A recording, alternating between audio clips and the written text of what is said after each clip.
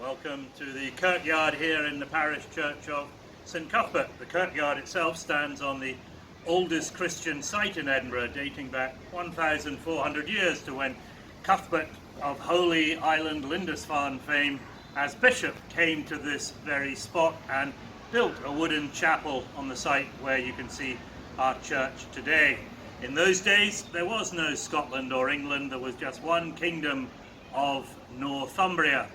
Here we are today though, and we want to just share with you the little story of Bum, the dog from San Diego.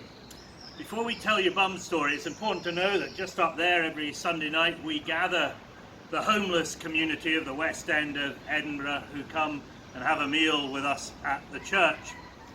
A lot of them come with their companions, with their dogs, and it's always lovely to see their dogs every Sunday. And we don't just serve food to our homeless friends, we also make sure there's dog food for their pets as well. So what about this dog? Well, this dog was a homeless dog. For 12 years he lived in San Diego and he became a friend to the homeless community. If you look very closely at his statue, you'll see that his right leg is missing. And the reason for that was Bum didn't just look after the homeless folk of San Diego, he also kept an eye out for all the animals. And one day he saw a puppy stuck on the railway line, and here in Edinburgh our railway line is just in Bum's gaze, just over there. And he saw a puppy stuck on the railway line and he went to retrieve him. He managed to get the puppy in his mouth, and as you can see he's got a big rescue dog mouth there. But in so doing, his right leg got stuck on the track and a train came, and very sadly he lost his right leg. The good people of San Diego knew that Edinburgh had a dog, Greyfriars Bobby, who was a faithful friend. And so they said it would be nice if our faithful friend Bum could come and live in your city alongside Bobby, because the two of them are very special dogs who don't just look out for themselves, but really, rather beautifully, look out for one another. And in the case of Bum, he always has an eye out for the homeless community, which is something we at St Cuthbert's try to do as well. Initially, Bum was tucked away on the other side of Princes Street Gardens, but you can't get there anymore. But today, we decided to relocate him here so he is close to all the other homeless dogs in Edinburgh. Okay. Having just told you the story of Bum, I wanted to introduce you to two other dogs, and I only spotted these two dogs in the parish last week when I was filming the recording for the American Call Memorial Day at the statue.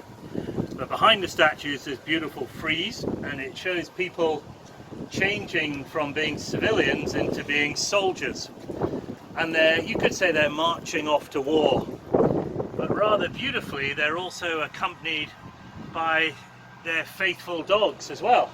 And there's a beautiful little terrier, a wee Scotty dog, tucked in here next to the wee boy, holding on to his dad's jacket.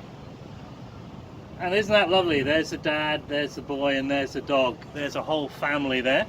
And also, as we move along, there is a collie, a lassie like collie here, who's really eager and alert. Look at his face pointing in the direction of travel. And it's lovely to think that, you know, these men, as they headed off to war, were accompanied all the way by their pets.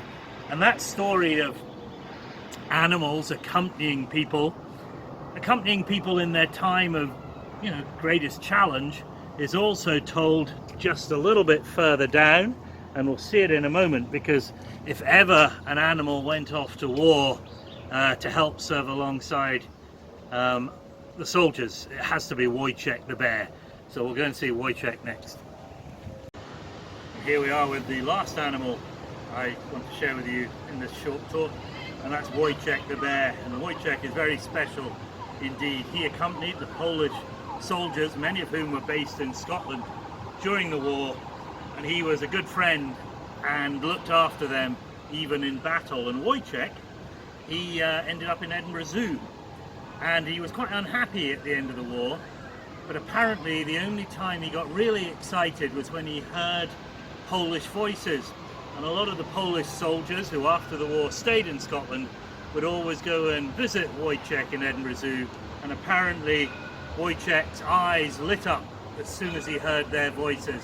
And I think that's a really special thing. So we think particularly in the parish today of good friends, and so you should ask yourself, how can you be the best friend to those around you? Like Bum, like those two lovely dogs on the American Coal statue, and finally, like Wojciech.